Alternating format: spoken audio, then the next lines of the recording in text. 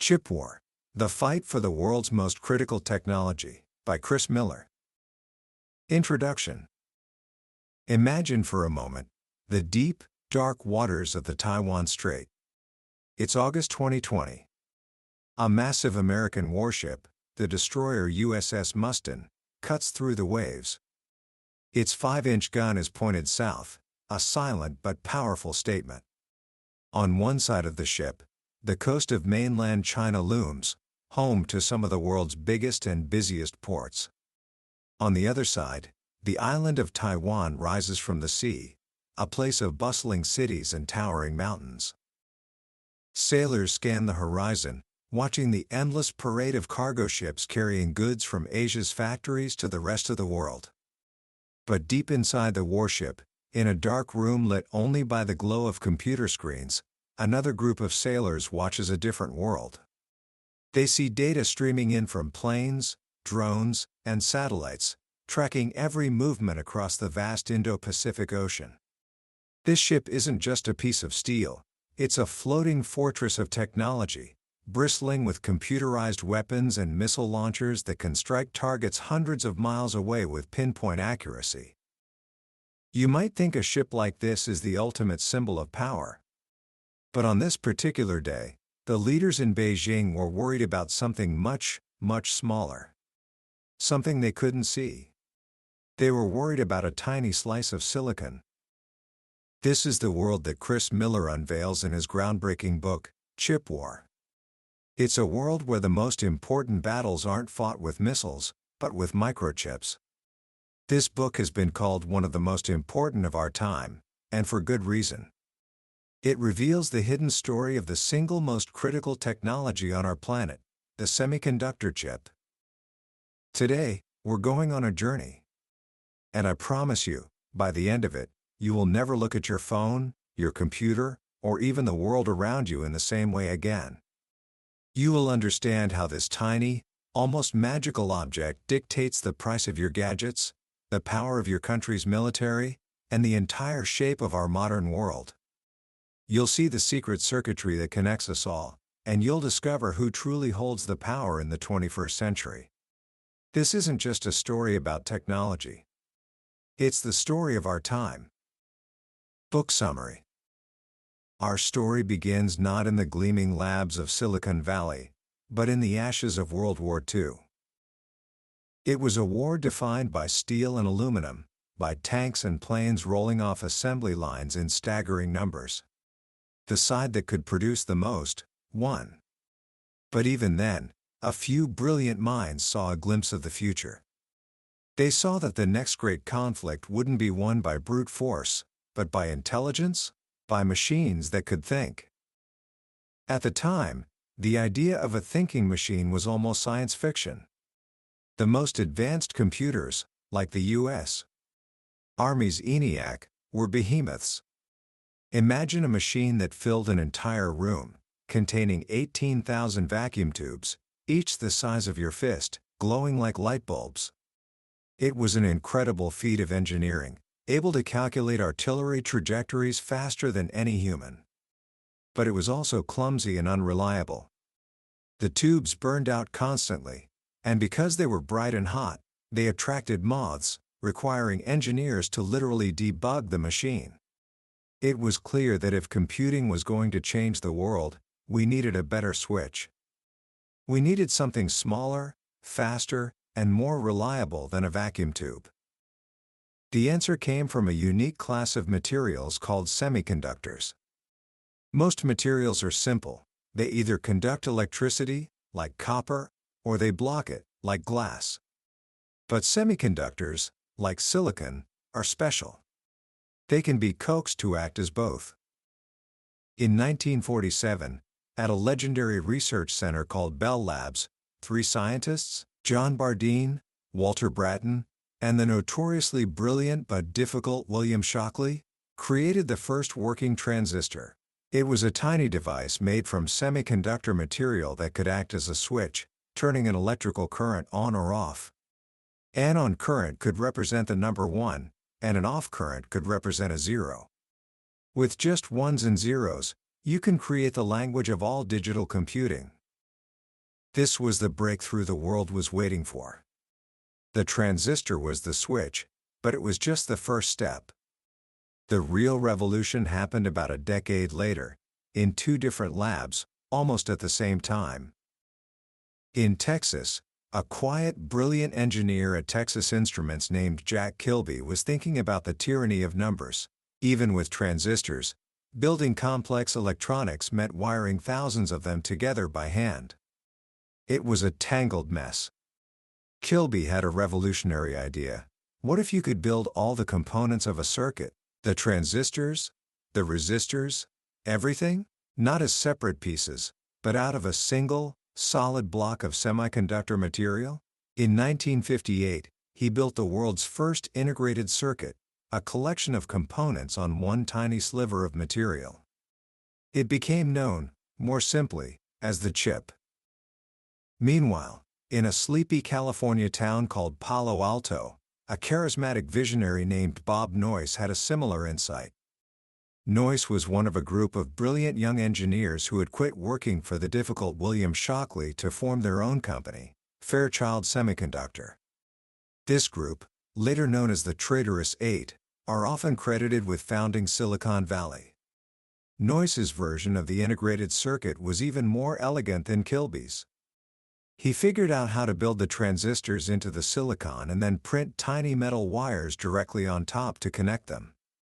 There were no more hand-soldered wires at all. It was a complete, self-contained circuit on a chip. This invention was pure genius. But in 1961, a cutting-edge chip held just 4 transistors. And it was incredibly expensive to make. Who on earth would buy this? Noyce and Kilby had built a revolutionary engine, but they had no idea what vehicle it would power. The answer came hurtling through the night sky. Just 3 days after Noyce and his partners founded Fairchild, the Soviet Union launched Sputnik, the world's first satellite. Americans were terrified. It seemed the Soviets had seized a decisive technological advantage in the Cold War. 4 years later, they sent the first man into space. The United States was falling behind. In response, President John F. Kennedy declared that America would put a man on the moon. This wasn't just a political promise, it was an immense engineering challenge. The Apollo spacecraft would need a guidance computer more powerful than anything ever built. But there was a problem. A computer powerful enough for the mission, using existing technology, would be the size of a refrigerator and consume more electricity than the entire spacecraft could produce. Suddenly, Bob Noyce's expensive little invention didn't seem so impractical. NASA realized that Fairchild's integrated circuits were smaller, lighter, and used far less power than any alternative. They bet the entire Apollo program on this brand new, unproven technology. It was a massive gamble. And it paid off.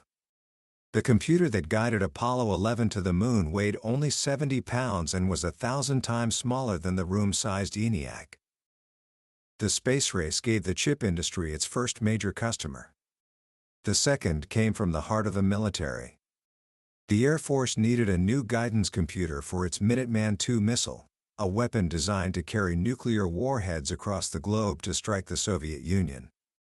The existing guidance computer was a clunky beast. Texas Instruments, Jack Kilby's company, promised that a computer using their integrated circuits could be twice as powerful at half the weight. Overnight, the U.S. military became the chip industry's biggest buyer. Fairchild and Texas Instruments went from small startups to booming companies with thousands of employees. But this created a new challenge. How do you manufacture these incredibly complex devices not by the dozen, but by the thousands, and eventually by the millions? The answer, once again, was a stroke of genius. An engineer named J. Lathrop, who was working on tiny fuses for mortar shells, had a clever idea. He knew a microscope could make small things look big. What if you turned it upside down? It could take a big pattern and make it look small. He took a chemical called a photoresist, which reacts to light, and coated a slice of silicon with it.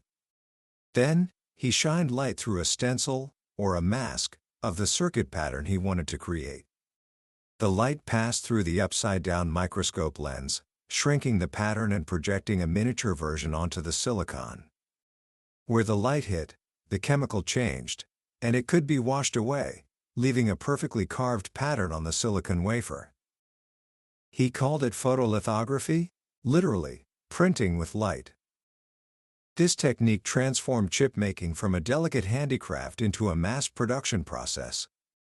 But making it work at scale was a brutal challenge. A single speck of dust could ruin a chip. The chemicals had to be unbelievably pure. The process was a story of endless trial and error, of engineers working around the clock, tweaking temperatures and pressures, trying to increase the yield, the percentage of chips that actually worked. This is where a new set of heroes enters our story. People like Morris Chang, a master bridge player who approached manufacturing with methodical brilliance at Texas Instruments, systematically experimenting to drive yields from near zero to 25%. And Andy Grove, a refugee who fled communist Hungary, arriving in America with nothing. He became a tough, brilliant production engineer at Fairchild, obsessed with efficiency.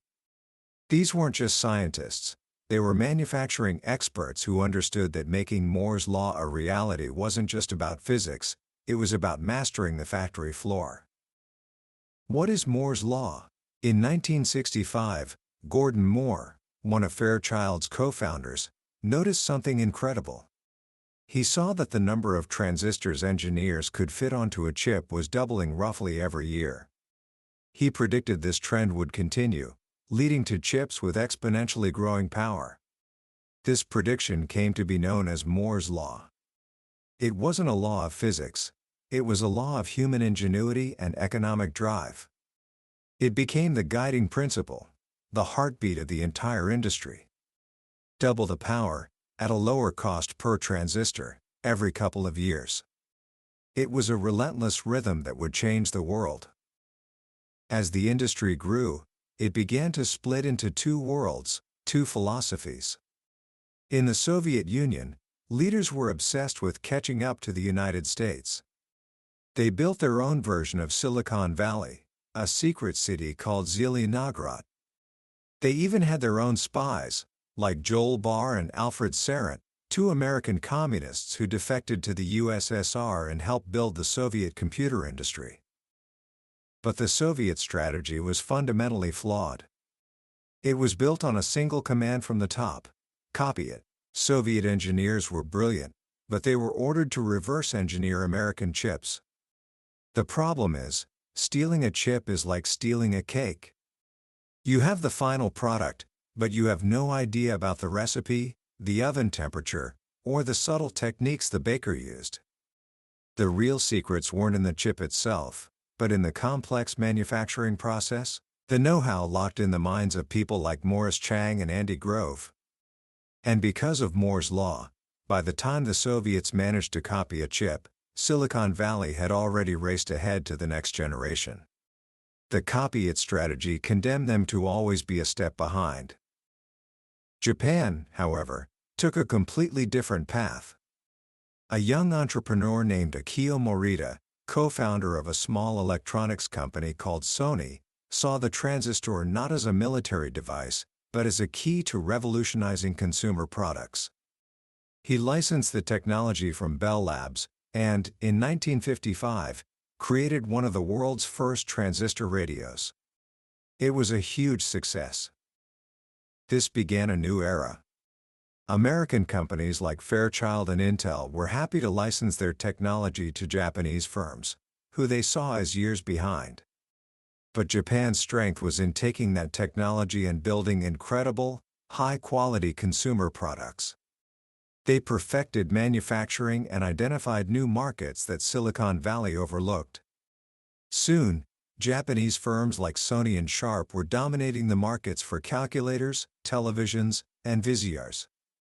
This wasn't a copy-it strategy, it was a license and innovate strategy, and it was making Japan an economic superpower. As the demand for chips exploded, another problem emerged. Assembling a chip? The delicate process of attaching the tiny silicon die to its plastic packaging and connecting it with microscopic gold wires was still done by hand, mostly by women on assembly lines in California. But there weren't enough workers, and their wages were rising. Charlie Spork, a hard-driving manufacturing boss at Fairchild, found a solution in Asia. In places like Hong Kong, wages were a tenth of the American average. The workers were fast, precise, and, as one executive noted, more willing to tolerate monotonous work. In 1962, Fairchild opened the first offshore semiconductor assembly plant in Hong Kong. Soon, other companies followed, setting up factories across Taiwan, South Korea, Singapore, and Malaysia. This was the beginning of the global supply chain we know today. It was a decision driven by pure economics, but it had profound geopolitical consequences. For leaders in Washington, these new factories were more than just a source of cheap labor. They were a strategic tool. As the U.S. was losing the war in Vietnam, there was a fear that countries across Asia would fall like dominoes to communism. But by integrating these nations into America's tech supply chain, the U.S. was binding them to a capitalist, American-led world. For countries like Taiwan, hosting an American chip factory wasn't just about jobs, it was a form of security. It created a silicon shield. While the world was being rewired by these new supply chains, a revolution was brewing back in Silicon Valley. Bob Noyce and Gordon Moore, frustrated with the management of Fairchild, left in 1968 to start their own company. They called it Intel. Their first big bet was on a new type of chip called DRAM, or Dynamic Random Access Memory. Before this, computers stored data using tiny magnetic metal rings, painstakingly woven together with wires. It was slow and bulky. Intel's DRAM chip could store information, the ones and zeros, on silicon. Thanks to Moore's law, they knew these memory chips would become exponentially more powerful and cheaper over time. They were right. But Intel's most world-changing invention came almost by accident. A Japanese calculator company, Bizicom, asked Intel to design a complex set of 12 different chips for a new calculator. An Intel engineer named Ted Hoff thought this was far too complicated. He had a radical idea. Instead of designing a dozen specialized chips, why not create one single, general-purpose chip that could be programmed with software to perform many different tasks? In 1971, Intel released the 4004, the world's first microprocessor. It was a computer on a chip. This single invention changed everything. Before, every device needed custom-designed logic chips. Now, you could use a standard microprocessor and simply write different software for it. The cost of creating smart devices plummeted. A revolution was coming, and as one Caltech professor, Carver Mead, prophesied, "We have computer power coming out of our ears." No one understood the military implications of this better than William Perry. A Silicon Valley entrepreneur who sang in the same choir as Bob Noyce, Perry became a high-ranking official at the Pentagon in the 1970s. At the time, the U.S. military felt it was falling behind the Soviet Union, which had far more tanks and planes. Perry championed a new offset strategy. The U.S. couldn't win on quantity, so it had to win on quality. The key was to leverage America's one huge advantage, its lead in microelectronics. He pushed the Pentagon to invest in a new generation of smart weapons. Before this, guided missiles were notoriously unreliable. A missile used in Vietnam, the Sparrow, relied on vacuum tubes and hit its target only about 9% of the time. But with powerful microprocessors, a new era of precision was possible. Texas Instruments developed the Paveway laser-guided bomb. A simple laser sensor and a few transistors turned a dumb bomb into a tool of pinpoint destruction. This strategy would culminate in the 1991 Persian Gulf War, where the world watched in awe as American smart weapons dismantled the Iraqi army. It was, as one headline declared, the triumph of silicon over steel. Just as America was cementing its military dominance, its technological leadership came under threat. In the 1980s, the battle with Japan for control of the chip industry became a full-blown war. Japanese firms, backed by cheap capital from their government and banks, launched a relentless assault on the DRAM memory market. They weren't just cheaper, their quality was better. American DRAM chips were malfunctioning at rates 5 to 10 times higher than their Japanese competitors. Silicon Valley was in a death spiral, as Bob Noyce put it. American companies like Intel, AMD, and National Semiconductor were losing hundreds of millions of dollars. They were being driven out of the memory business they had created. Jerry Sanders, the flamboyant CEO of AMD, declared, "We're at war with Japan." Silicon Valley fought back on two fronts. First, they went to Washington, arguing that semiconductors were the crude oil of the 1980s, a strategic resource that America could not afford to become dependent on foreigners for. The Reagan administration responded, pressuring Japan to limit its exports and open its own markets. But the real turnaround happened inside the companies themselves. At Intel, Andy Grove faced the hardest decision of his life. He realized Intel could never win back the DRAM market. In a moment of clarity, he asked his partner Gordon Moore, "If we got kicked out and the board brought in a new CEO, what do you think he would do?"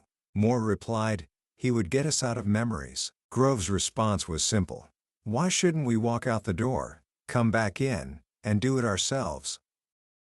Intel abandoned the memory business it had pioneered and bet everything on microprocessors. Grove then transformed Intel's manufacturing, ruthlessly copying Japanese methods with a new mantra: copy exactly. He forged a powerful alliance with a young software entrepreneur named Bill Gates. The Wintel partnership, Microsoft's Windows software running on Intel's x86 chips, would come to dominate the personal computer industry for decades. It was a gutsy, painful transformation, driven by Grove's legendary paranoia. As he famously wrote, "Only the paranoid survive." While Intel was reinventing itself, a scrappy outsider from Idaho also entered the fight. Jack Simplot was a billionaire, but his fortune came from potatoes, not PhDs. He was the Mr. Spud who supplied McDonald's with half of its French fries. In the 1980s, he invested in a tiny, failing memory chip startup called Micron. While all of Silicon Valley was fleeing the DRAM market, Simplot, the potato farmer, saw an opportunity. He understood that the Japanese onslaught had driven prices so low that it was the perfect time to get in. Micron survived by being relentlessly focused on cost, making their chips smaller and their manufacturing processes leaner than anyone else. The U.S. also found an unlikely ally. Jerry Sanders of AMD had a simple philosophy: my enemy's enemy is my friend. If Japan was the enemy, then South Korea could be a friend. Silicon Valley firms, including Intel, began licensing technology to a rising Korean conglomerate called Samsung.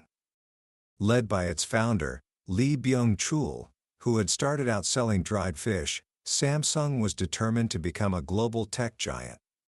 Backed by the South Korean government, Samsung entered the DRAM market and, with its lower costs, helped break Japan's dominance. By the early 1990s, the tide had turned.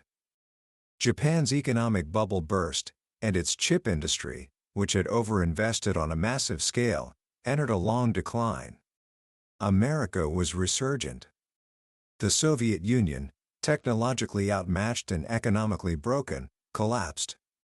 The Cold War was over, and as one Soviet marshal had admitted years earlier, America had won, largely because of its vast lead in computers and semiconductors. This new era of American dominance gave rise to a new way of making chips. The cost of building a fabrication plant, or fab, was skyrocketing. A new model emerged, the fabless company, which would design chips but outsource the manufacturing. This revolution was made possible by one man, Morris Chang. After being passed over for the top job at Texas Instruments, Chang was hired by the government of Taiwan in 1985. They gave him a blank check and a simple mission: build a semiconductor industry. Chang had an idea he'd been thinking about for years, a company that didn't design its own chips, but instead acted as a pure-play foundry, manufacturing chips for any customer. In 1987, he founded the Taiwan Semiconductor Manufacturing Company, or TSMC. It was a game changer. Suddenly, anyone with a good idea for a chip could start a company without needing billions of dollars to build a factory. This unleashed a wave of innovation. New companies like NVIDIA, founded at a Denny's restaurant, started designing powerful graphics chips, GPUs, for video games, chips that would later prove essential for artificial intelligence. Qualcomm, led by Irwin Jacobs, used the foundry model to build the complex chips that powered the mobile phone revolution. And the biggest beneficiary of all was Apple. Steve Jobs had always believed in controlling both hardware and software. When he launched the iPhone in 2007, he initially used chips designed and made by Samsung. But he soon began building his own team of world-class chip designers. Apple's A-series processors, designed in California but manufactured by TSMC in Taiwan, became the most powerful chips in any smartphone, giving Apple an untouchable advantage. The iPhone's magic isn't just in its software, it's in its custom-designed silicon. As these fabless companies grew, they poured their orders into TSMC. And TSMC, led by the relentless Morris Chang, poured its profits back into research and development, always staying at the cutting edge of manufacturing. This created a powerful feedback loop. The more customers TSMC had, the more it could invest.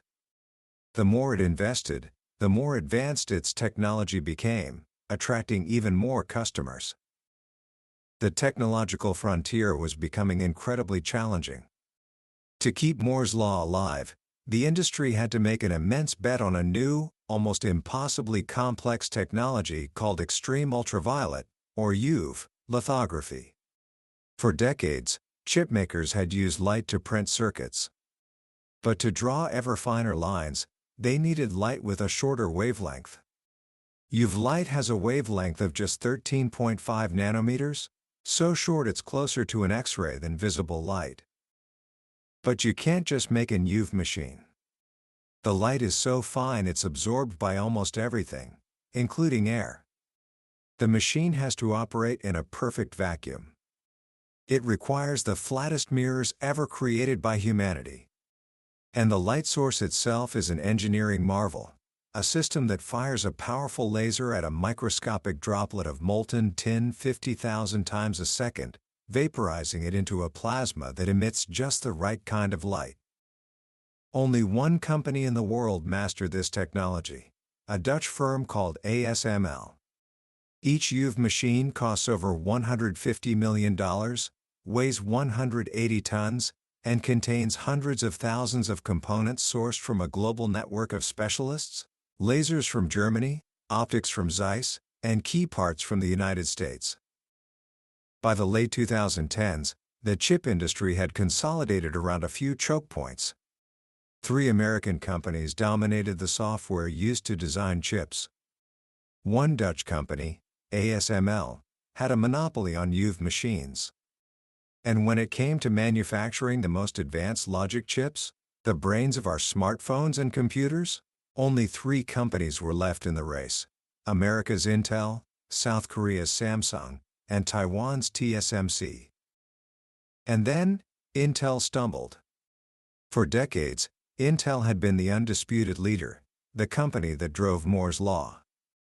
But it was late to adopt EUV technology. It was distracted by its hugely profitable monopoly in PC and server chips and missed the rise of mobile phones. And as a new wave of computing, artificial intelligence, demanded specialized chips like NVIDIA's GPUs, Intel's general-purpose CPUs began to look less relevant. Between 2015 and 2020, Intel suffered a series of humiliating delays in its manufacturing processes. For the first time in its history, Intel fell behind. Today, TSMC and Samsung are the undisputed leaders in manufacturing cutting-edge chips. They are the gatekeepers to the future of computing.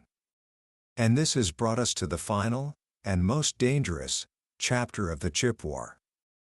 For years, China has been the world's factory, assembling iPhones and PCs. But its leaders, under Xi Jinping, realized a painful truth: China was building the world's electronics, but it didn't control the core technology. It was spending more money each year importing chips than it spent on oil. This dependency was a critical vulnerability. Around 2015, Beijing launched a massive, state-funded push to build its own domestic semiconductor industry, a plan known as Made in China 2025. The goal was to reduce its reliance on foreign technology and, eventually, to dominate the industry. China began pouring tens of billions of dollars into homegrown chip companies. It pressured foreign firms like AMD and IBM to transfer technology in exchange for market access. And it unleashed a wave of industrial espionage, like the case of Fujian Jinhua, a Chinese company that conspired with a Taiwanese firm to systematically steal trade secrets from America's memory champion, Micron.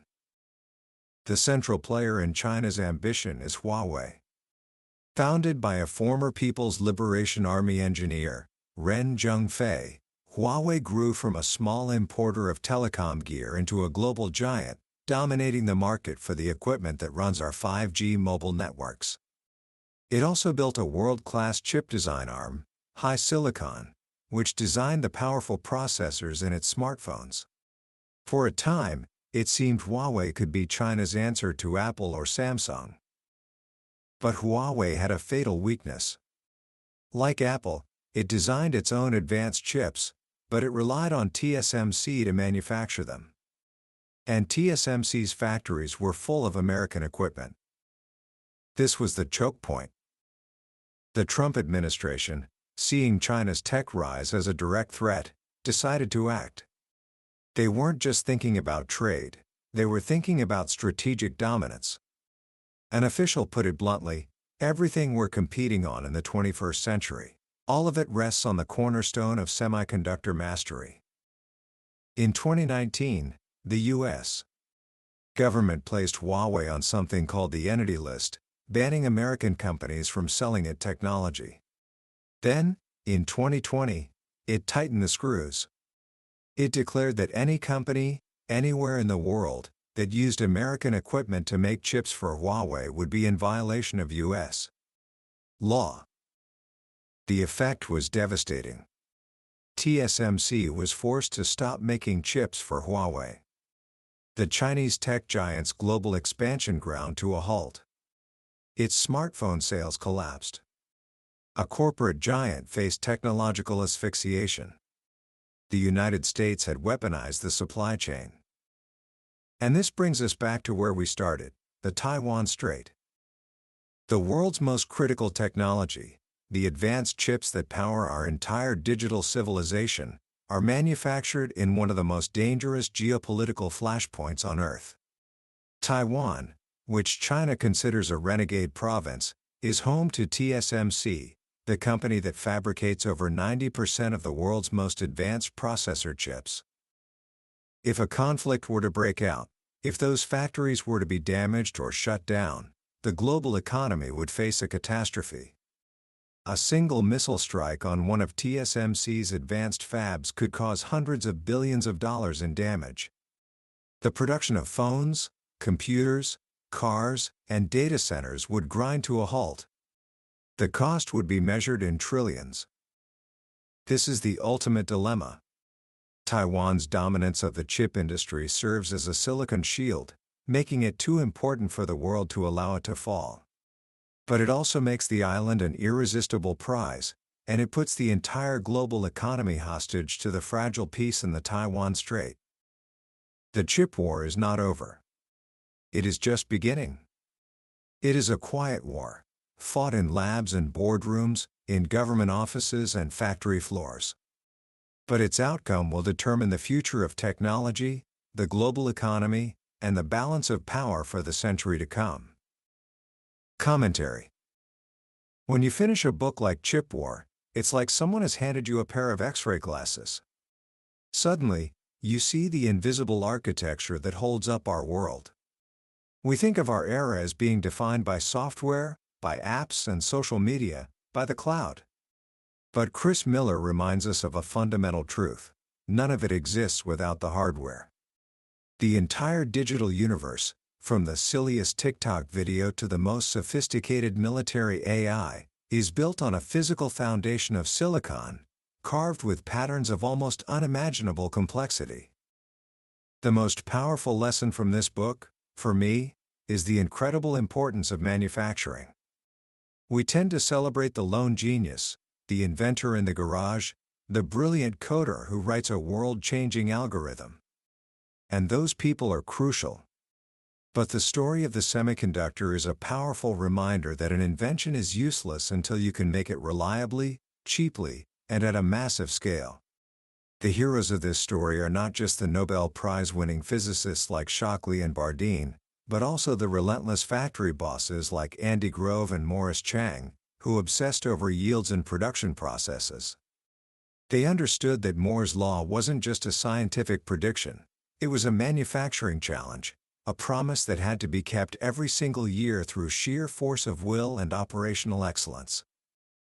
This brings me to the second key insight: the power of choke points. The global semiconductor supply chain is a marvel of efficiency, a testament to what humanity can achieve when it collaborates across borders. But as Miller so brilliantly shows, this intricate network is also terrifyingly fragile. It relies on a handful of irreplaceable companies, in a handful of locations, that control critical steps in the process. ASML in the Netherlands with its UV machines.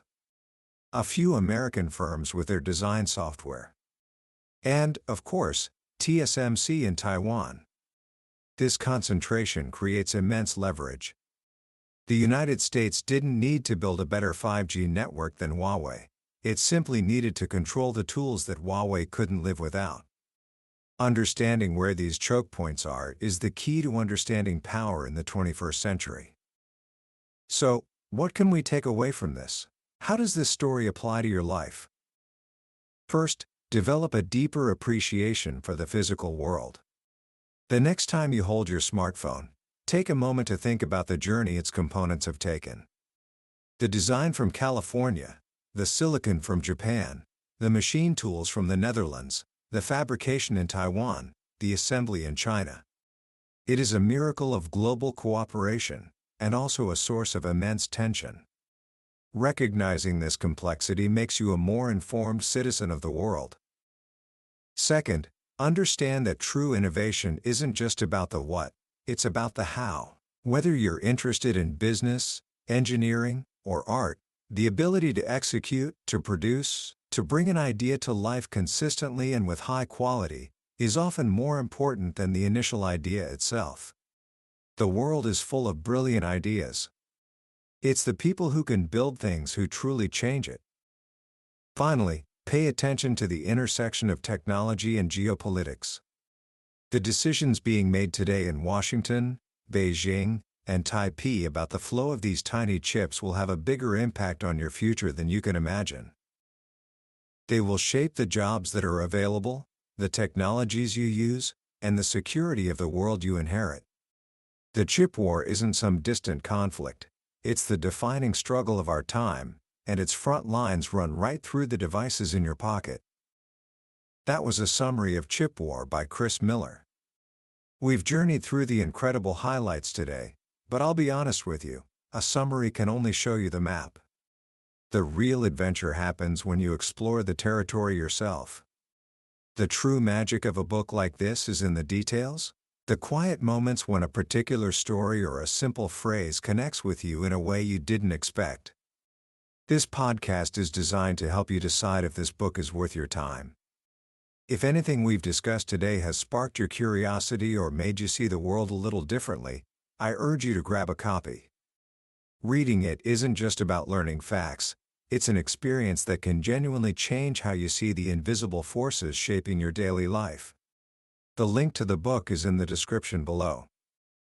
Also, if you found this journey valuable, please take a moment to click that like button and subscribe to the channel.